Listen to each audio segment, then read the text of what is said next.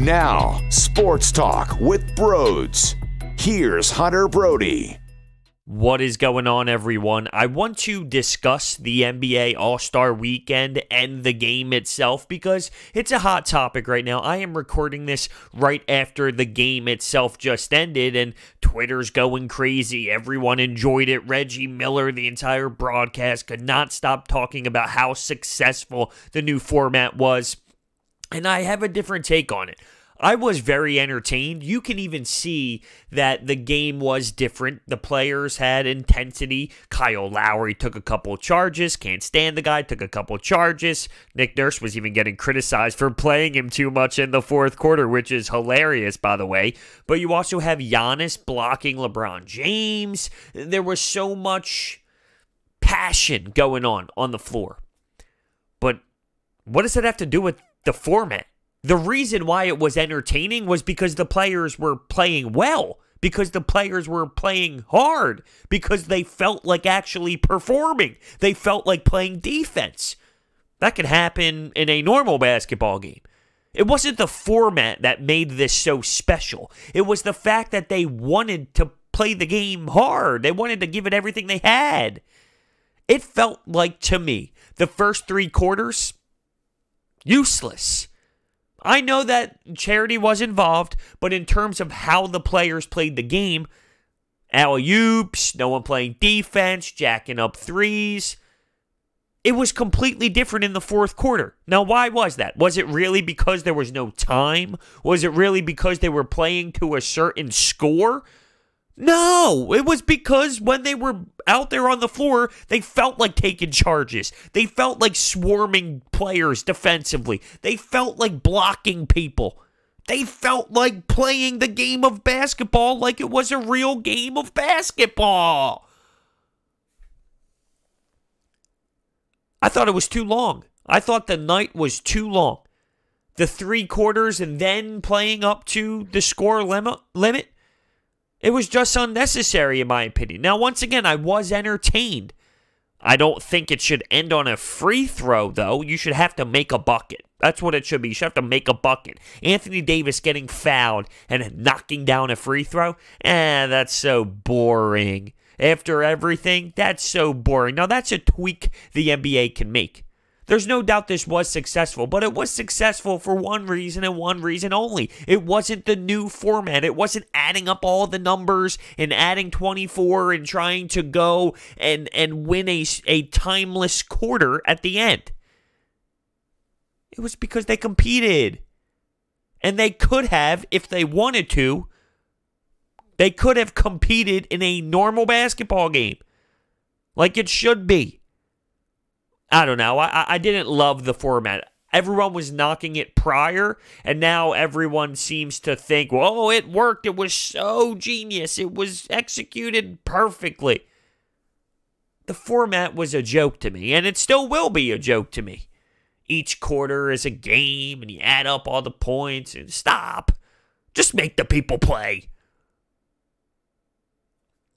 There's more to talk about when it comes to this game. But before we do, we need to hear a word from my sponsor, SeatGeek.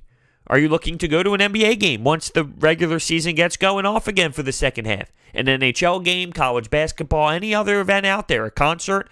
If you use the promo code BROADS at SeatGeek's checkout page, you will receive $20 off of your total purchase, which is a no-brainer, by the way. So use the promo code BROADS today. Let's look at the 76ers. You had Joel Embiid on the floor. You had Ben Simmons on the floor, and I thought both did a decent job. Ben Simmons was explosive, dunking the ball a lot. He finished with 17 points, 6 rebounds, 5 assists, 2 steals, a block. He was running up and down the floor, absolutely. I'll tell you what, though, there was a moment that scared me when Ben Simmons, when he slipped and he fell, and you saw his ankle and his legs somewhat go underneath of him. I couldn't believe it. Oh, come on now. This isn't happening.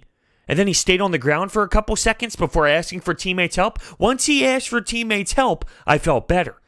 But still, you know how this works. You see something like that happen, so many different thoughts run through your brain. The worst case scenario instantly snapped right into my brain. Ben Simmons is going to get injured because of him slipping in an All-Star game? No. But we're okay. We can breathe. We moved on. He was fine.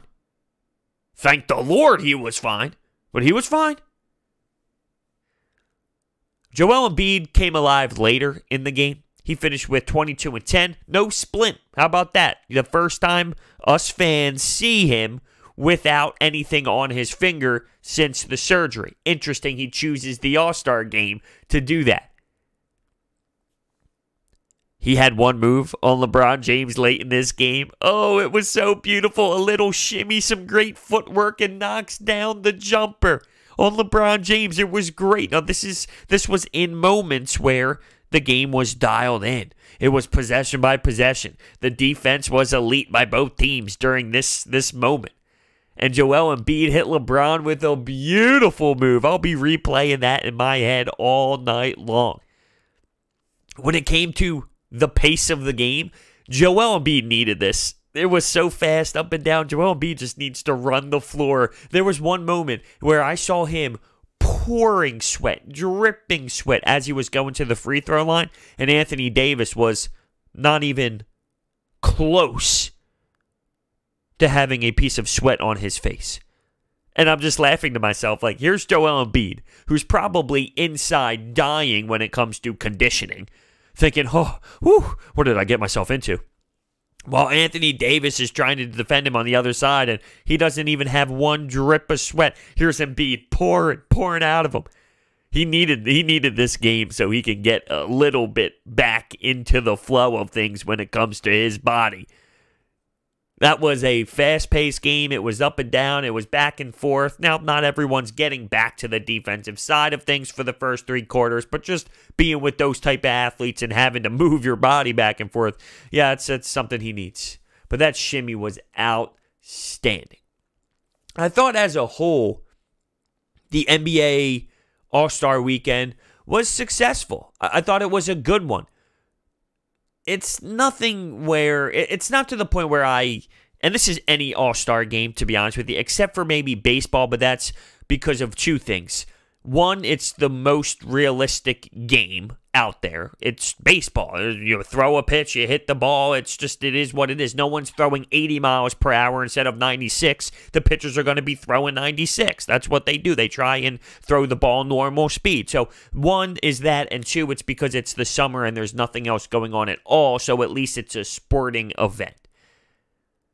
I don't normally get all rah-rah about All-Star games and so pumped and I can't wait to sit down and watch it, but it's background noise for me on a Sunday night as I prepare for my week and get ready for what I need to do on Monday. It's on the TV and it's on as noise, not so much, all right, let's watch every little thing. And not just this game, I'm talking about the weekend as a whole. I tuned into the skills competition part of things, the dunk contest and the three-point shooting, and that was something else, and I want to dial into that as well. But my point is, I thought it was a successful one. And I think that there was drama involved, which is always great for ratings and conversation afterwards. And I also think that people were really focused, the players, and not just the game. I'm talking about everything. Aaron Gordon was on a mission. Derrick Jones was on a mission. Devin Booker, who got slid into the All-Star game because Damian Lillard ended up getting hurt, he was on a mission to prove everybody wrong. I thought the storyline surrounding everything was pretty much spot on, and that helped spark a lot of conversation and a lot of debate and a lot of noise surrounding this All-Star game. And of course, knowing that this was going to praise Kobe Bryant was something that had people tuned in. And speaking of Kobe Bryant, they changed the MVP of the All-Star game to the Kobe Bryant Award, and Kawhi Leonard ends up bringing it home. He was fantastic. He was knocking down shots from the arc consistently, and it was special to watch. There was one moment, this is hurtful from a Sixers perspective, but Embiid got a rebound, and here comes Kawhi poking the ball out loose, and they keep the possession alive. And I'm thinking, oh, of course it had to be Kawhi when Joel Embiid brings down a big time rebound. Here's Kawhi, and also Kawhi had a jump shot that just reminded me so much of that series, Sixers Raptors last playoff series, where he hit. It was sort of like a baseline jumper, but it was so smooth. It was in rhythm. Kawhi's a dog.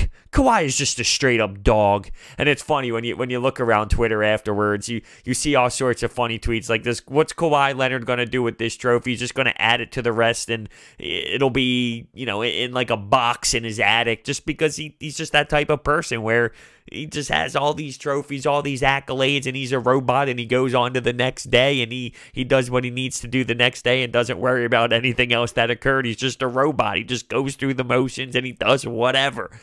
Fascinating guy. He even showed some personality. He was dancing a little bit during this weekend. Kawhi Leonard with some dance moves? Huh. Very interesting to see. Let's get to the dunk competition, because I believe Aaron Gordon got robbed. The dude dunked over Taco Fall. Are you serious? And then you have Dwayne Wade and Candace Parker up there, and they were given nonsense grades throughout the night. The judging is a joke. The dude ended up getting 50, 50, 50, 50, 50, and all these dunks. And when Derrick Jones Jr. ends up getting something that is beatable, Aaron Gordon comes back and dunks over Taco Fall, and all of a sudden, he gets a brutal score? See, I think the league just did something embarrassing. They pushed away a guy who has generated so much spark when it comes to the dunk competition. You think about it, the last few years, we talk about Zach LaVine and Aaron Gordon going head-to-head, battling it out, and it was fantastic stuff. And now we talk about this one, where it's Derrick Jones Jr. and him.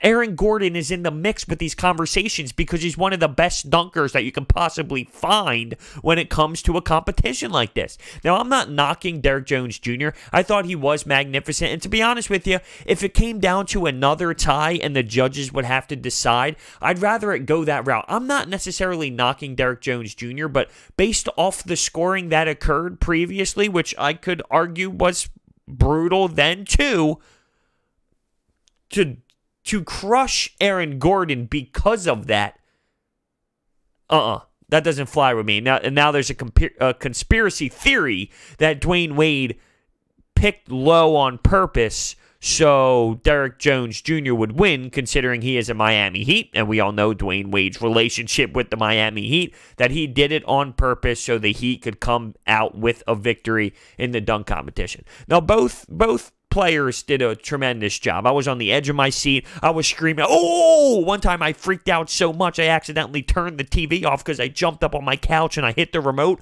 and I'm trying to find the remote, get it back on, wait 5 seconds for the TV to turn back on so I could see the instant replay. I was going crazy. The through the leg stuff. Aaron Gordon off the backboard. Markelle Fultz, of course, messes up a pass. Poor Markelle Fultz. They were very unique. They were different. They were wild. The athleticism was crazy.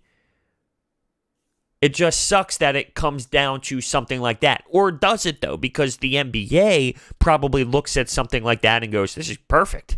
It's controversy, yes, but it's nothing like the Houston Astros and what's going on in baseball. It's controversy, but that's not going to stop people from tuning in. It sparks a great debate. People will be talking about it. People will be using the hashtags on Twitter. Everyone will be sharing the videos. From an NBA's perspective, maybe they enjoyed the fact that it came down like that, but I see it as you have Aaron Gordon come out afterwards and say, listen, I feel like I got robbed 2 years now. I'm done with this. I'm absolutely done with this. So because that happened, you now lost someone who could potentially keep filling the seats and providing more conversation and more hype for dunks down the road. But if he won, who knows if he would continue to do it because he won. And once you win one, what do you try and win 7 of these? No, at some point it dies out. So if you want to play devil's advocate, maybe you can win that argument with that side of it. I just hated the way that it was handled, and I hated the way that the judges decided to judge and score that last round. I thought it was absolutely pathetic. When it came to the three-point contest, Buddy Hield making it splash with the last shot to win it. So much drama involved in every single thing, it seems, and that's what you want when you are an organization like the NBA. I will give the weekend an A plus because it did keep me on my toes. It did keep me involved. I was checking into the events. I somewhat, for a very limited amount of time, because it was Valentine's Day and it was tough for me to have the availability to just relax on Friday night as a whole. But I tuned in for a couple minutes of the Rising Stars. I didn't get too much time to really mess around with that game. But as I stated, it fell on Valentine's Day, so what am I supposed to do? Hey, we're not going to do anything today. I got to watch the Rising Stars game. Yeah, that ain't going to happen. And to be honest with you, I don't even want that to happen. Okay, let's go out to eat. Screw that. Nothing's on. As good of a weekend as it was, that's not moving the needle to that extent for me. What I'm excited for now, though, is basketball to be back. I can't wait for Thursday. I can't wait for the Sixers to be back. I can't wait to be at the Wells Fargo Center to watch this team compete with a new identity, with a new look, with some new rotations. I would love to hear what you have to say. If you are listening on YouTube, you can comment down below. If you're listening to this on a podcasting app, whether it's Apple Podcasts, Spotify, or Anchor, you can leave a review with a comment, and I will absolutely see them. I want to hear your thoughts on the All-Star game as a whole, because I find it interesting that so many people insanely enjoyed the new format because they believe that somehow the correlation was the new format equaled the dedication, the preparation, and the hard work from the players. And to me, I don't see it that way. I don't see it that way at all. I think they just felt like playing the game. Now, why can't they do that from the jump in a 4-quarter game? Are you afraid it's going to become a blowout, and once it's a 30-point blowout, one team's going to give up? That wouldn't change the fourth quarter, though, because when there's a team score limit, and if one team gets up by 25 points to that team score limit, it's the same situation. So that doesn't change anything. It's silly to me to think that the format was the reason why they played that hard. I thought it was too long. And maybe that's because I had to sit through the national anthem. Because the national anthem gets destroyed by a lot of people. It was another Fergie situation. You can argue maybe it was worse than Fergie. Here's one thing that bothered me. I'm sorry to speak my mind on some things that upset me. After I gave it a successful rating as a whole, I'm throwing some nitpicks at you. The game starts at 8 o'clock, right? The game tipped off at 8:45. 8:45. Now, of course, there was going to be tributes to Kobe Bryant and all of that, and no doubt about it, I love that. That makes so much sense. That was understanding before I went into the night that there were going to be a lot of things that were going to be discussed surrounding Kobe Bryant, the whole tribute stuff, all in for it, no doubt. But you have that. You have the long national anthem. You have this long Chicago story about this is Chicago. This is what you should be. This is what Chicago's all about. Chicago this, Chicago that, Chicago this, Chicago that, Chicago that, Chicago that, Chicago this, Chicago that. All right, I get it. All right, let's get to introducing the players. All right. Let's get into introducing the starters. All right. Where's the game? Can we get the game going? And then it ends around midnight. Once again, I'm nitpicking. I thought it was entertaining as a game. I was stunned with the foul calls, with challenging plays. We're going to the replay center. Just charges being called, offensive fouls. You could feel the frustration when players were getting calls called against them, right? You see them complaining to the refs, Anthony Davis, LeBron James. Because they cared, it made the fans care because it felt like it was meaningful, which it is. They are playing for things. I was invested. Let me be clear. I was invested. But I was invested because they felt like playing basketball the right way and felt like playing the fourth quarter, that is, strong, and decided to put on a show for everyone. Why that doesn't happen through the first 3 quarters, or if it was a standard 12 or 12-minute quarters in a 48-minute game. Why that can't happen, I don't know the answer for you. I don't know. They're just getting warmed. It takes them a little while to get warmed up. I'm just thinking. I'm trying to spitball ideas in my brain. You know me. There's a lot of ideas that are flying around this brain of mine, and I don't know how to gather all the thoughts. That's why I do this. I set up a camera. I start spitballing. I start freaking out. I start dissecting things. That's why I do the things that I do. That's why I have this. To get out these thoughts. To get out these frustrations. To get out these takes. Because if not, my brain would explode. All right, so to summarize here, it was a good weekend. There are some things to pick at, but ultimately, the game mattered. The game was fun to watch. It was entertaining. Long, entertaining, though. Now it's time to focus up on the Sixers. Now it's time to get back on track. To have a beautiful stretch of basketball to end the regular season before postseason play comes. And I just can't wait for postseason. It's a different beast. And I'm watching Joel Embiid give LeBron a little shimmy, and I'm watching Ben Simmons be aggressive and doing his quick hands where he gets a couple steals, and then you hear the announcers, I believe it was Reggie Miller who stated this, well, he leads the league in steals for a reason. Yeah, that's right. That's right. One of my favorite things about Ben Simmons, that defense. It's so elite. It's so elite. And he's willing to play it at all times. Can't wait to watch these two battle it out with the rest of the league. Not internally. You had Chuck mention this. Charles Barkley mention how, those two battled it out inside in the locker room because they were both wearing their respected team's jerseys and they were talking about the team and they said, oh, well, these two are going to have to go up against each other. And then here comes Charles Barkley saying, well, they do that anyway. Stop with that narrative. It's one of the worst takes I've ever heard in my life. They hate each other. They don't like each other. You don't have to be best friends. They don't hate each other, though. You don't have to be best friends. Stop with that. Thank you so much for watching. Hit that thumbs up button and subscribe, and I will see you next time.